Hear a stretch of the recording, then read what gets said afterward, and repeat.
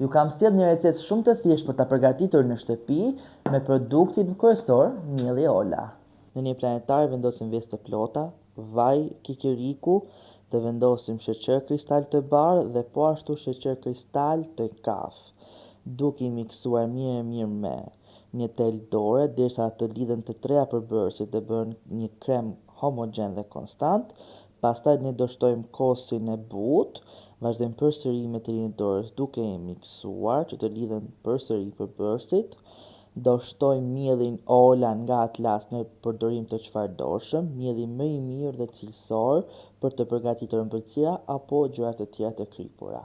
Duke përzierë mirë, do shtojmë dhe fryrësin dhe vazhdojmë përsëri me telinë e dorës duke i lidhur të gjitha përbërësit dhe duke na formuar një brumë konstant. Në fund do shtojmë rrushin e thatë dhe vazhdojmë duke përzierë mirë derisa të na formojmë brumin tonë e kekut.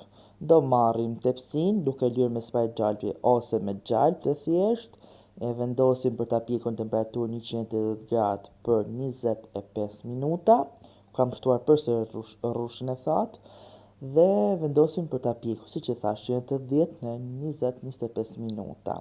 E shoqërojmë me sheqer pluhur e dekorojmë pak bukur.